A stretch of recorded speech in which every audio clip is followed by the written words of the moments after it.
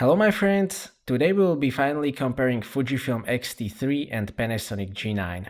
I was really looking forward to making this video because both X-T3 and the G9 provide not only great performance, but also great user experience.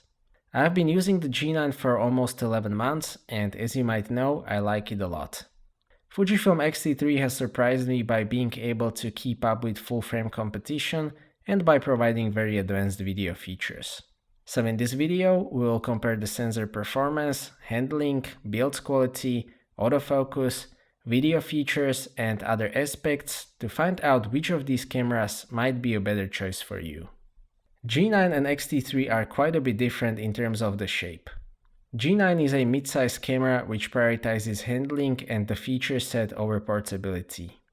X-T3 is a smaller camera, mostly because it has shallow grip and it is thinner. The build quality is excellent on both, I have no complaints whatsoever regarding the build quality. The materials on both look and also feel very premium. Both cameras are also weather sealed and both are splash proof, dust proof and freeze proof. X-T3 uses brand new 26.1 megapixel aps-c sensor with backside illumination and the G9 uses smaller 20 megapixel micro four thirds sensor. X-T3 has higher resolution, whether it will be visible depends on how you publish your pictures. 20 megapixels is enough for all-round use as well in my opinion. Both have really good dynamic range. At base ISO, which is 200 on Panasonic and 160 on Fuji, you can recover a lot of information from the RAWs. Fuji has an advantage above ISO 1600, where you start seeing noise when recovering shadows on the G9. Regarding the ISO performance, X-T3 generally has about 1 step advantage. At higher ISO values, Fujifilm has bigger advantage. Generally, I would recommend staying below ISO 3200 on the G9 and below ISO 6400 or maybe 8000 on X-T3. G9 has two features that can compensate for the ISO performance. First one is the in-body image stabilization, we will talk about that later. And the second one is high resolution mode, which lets you take 80 megapixel shots when the camera is mounted on the tripod and shooting non-moving subjects. In this mode, the G9 can compete with medium format, not only in terms of the resolution, but also in terms of the dynamic range. I also really like the color science on both. Panasonic's new color science is really good in my opinion. It produces some of the best out of camera RAWs and JPEGs in my opinion. The processing is really good. The color science on Fuji is really nice and quite unique as well. Both seem to prefer warm tones and relatively high saturation, so color science is a strength of both. Fujifilm generally has an advantage in terms of the image quality, but the G9 shoots beautiful pictures as well, and I don't think that anybody will be disappointed by its sensor. Regarding the handling, both cameras are fun to use, but the handling is very different. The first difference is that G9 has larger and comfortable grip with shutter on the top of the grip, whereas the X-T3 has shutter on the top of the camera and shallow grip, so you have to hold it a bit differently. G9 is well balanced even with larger micro four thirds lenses. With Fujifilm, you need to use the battery grip to achieve proper balance with heavy lenses. Regarding the controls, these are very different as well. Since Fuji uses classic film camera style controls with separate dials for ISO and shutter speed, whereas the G9 uses modern style with mode dial and exposure dials. Which one you like more is a matter of preference. The controls layout on the G9 is close to perfection in my opinion. The buttons are large and well positioned. You have 3 exposure dials, combined mode dial with 3 custom modes and mode dial, 2 buttons on the front of the camera, well-positioned white balance, ISO and exposure compensation dials, and so on. There is also a top dial on the G9, which is useful in certain situations, but I don't use it much. X-T3 has really good controls as well. There is a lot of custom buttons, there is exposure compensation dial and metering mode dial, which is missing on the G9. My only major complaint is the position of focus mode dial on the front of the camera.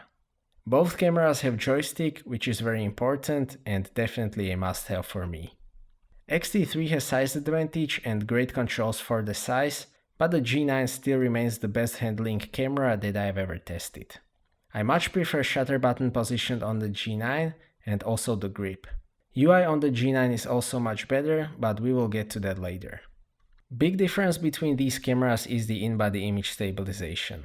Panasonic G9 has the best in-body image stabilization on the market. It is rated for 6.5 stops and it is great, it is extremely effective, and it makes a big difference in terms of overall usability of the G9. So if someone says that the in-body image stabilization is overrated, I strongly disagree with that. It can also work together with lens stabilization, and with Leica 12-60 you can take exposures up to 5 seconds at wide angles, so I rarely go above ISO 400 or 800 if I'm shooting still subjects. For video, it saves you a lot of gimbal use, it is great for holding the camera still, and it even smooths out walking really well. X-T3 unfortunately doesn't have the in-body image stabilization. I do miss it and I have to find ways to deal with that, but it is possible to shoot without the in-body image stabilization of course, especially if you have stabilized lens, but it is less convenient. Regarding the autofocus, Fujifilm X-T3 uses new 425 autofocus point system and it is really good. It is fast, I have had no problems with accuracy. It tracks the subject really well, although I haven't had opportunity to test it with fast-moving subjects. The G9 uses contrast-based autofocus system with DFD technology, which minimalizes the hunting. In stills, it actually works very well, the autofocus acquisition is basically instant, accuracy is great as well, even in low light. The tracking was significantly improved with the firmware updates, especially firmware 1.2, and it is now possible to take a good shots of moving subjects with the G9 with good keeper rate. Both also perform very well in video. Panasonic has a bad reputation because of previous models, but the tracking with the G9 and firmware 1.1 or 1.2 is great, and I can say that the G9 has actually very good autofocus in video, as you can see in these samples. Fuji has very good autofocus in video as well. You can also set the tracking and speed, which makes a big difference. Especially the face tracking is very impressive. In regular situations, both have great autofocus. The X-T3 probably has an edge in extreme situations, but the autofocus is a strength of both. Both X-T3 and G9 use 3.69 million dot OLED viewfinders, but the difference is that the magnification of the viewfinder in X-T3 is 0.75 times, whereas the G9 uses 0.87 times magnification. That is a pretty big difference in favor of the G9, which still has the best viewfinder that I have ever tested. That size and resolution is really great. If you find it to be too big, you can actually make it smaller by pressing the V mode button. The viewfinder in X-T3 is very good as well, the sharpness is excellent and so is the brightness. 0.75 times magnification is about average, but it is definitely a good viewfinder overall and very pleasant to use. Both viewfinders can go up to 120 Hz refresh rate, so both are suitable for shooting moving subjects. Both also use 3-inch display with about 1 million dots. Both are very good displays, sharp enough and also bright enough, so both are fine to use outdoors. There are panels with high resolution on some cameras, but generally I have no complaints here. The difference is that the G9 display is fully rotatable, which is great if the subject is in front of the camera. X-T3 uses display tiltable horizontally and vertically, and the advantage is that it keeps the footprint of camera small, it is always in the center, and it takes up less space. People on YouTube generally prefer rotating screens, but that is mostly a matter of preference. Both cameras have two UHS-2 compatible card slots, which is great. Both can be charged via USB. The advantage of the X-T3 is that it has USB-C connection, and the advantage of the G9 is that it has full-size HDMI port. Regarding the video features, X-T3 dominates in this category, and the GH5 or even GH5S would be a better match for the X-T3. Both shoot downsampled video with great amount of detail using the whole sensor width, which is great because it generally preserves more detail and information, and the video quality is indeed great on both. Fujifilm can also capture real 4K DCI video with 4096 by 2160 resolution, and it can do so up to 60 frames per second with 1.2 times crop. G9 also shoots 4K 60p with 10-minute limit, which I don't mind, but it can only shoot Ultra HD 3840 by 2160p video. X-T3 can also shoot 10-bit video, and you can choose between 100, 200 or 400 megabits per second recording, whereas the G9 only shoots 8-bit video in 100 megabits per second. 10-bit on X-T3 is really good, despite that it is compressed 420 if you record internally, and it captures a lot of information, but here the question is whether you can take an advantage of that information. Panasonic has pretty strong codec as well, so you can still push it in post, but there is no 10-bit and no log profile, so if you want to do a lot of color grading, X-T3 will provide better footage. X-T3 can shoot 120 frames per second slow motion with 1.29 times crop and significant reduction in image quality, but it is still okay for slow motion. G9 can shoot up to 180 frames per second, but only with manual focus and automatic exposure, but the image quality is a bit better in high-speed mode. Neither has a problem with rolling shutter, which is also very important. Fuji still has a small issue with smoothness of the exposure change in video, but it is not as bad as it used to be. For casual shooting with some color grading, the cinema like D in the G9 is sufficient, and the in-body image stabilization makes a huge difference for handheld shooting, but for serious filmmaking, the X-T3, GH5 or GH5S are better choices. Regarding the user interface, Panasonic is much better.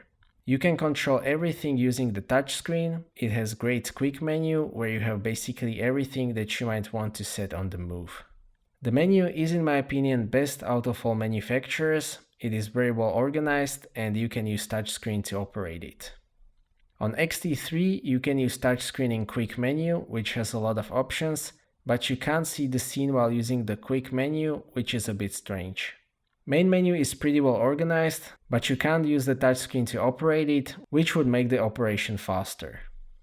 The battery life is better on the G9. It uses physically larger battery with 1860 mAh battery. It will easily last a full day of shooting, and the consumption while shooting video is also really good. X-T3 uses smaller 1260 mAh battery, which allows the whole camera to be smaller, so that is a compromise, and it may last a typical day of still shooting, but recording 4K video drains the battery pretty quickly. You can get the battery grip for both, which helps especially with X-T3 since it stores 2 batteries.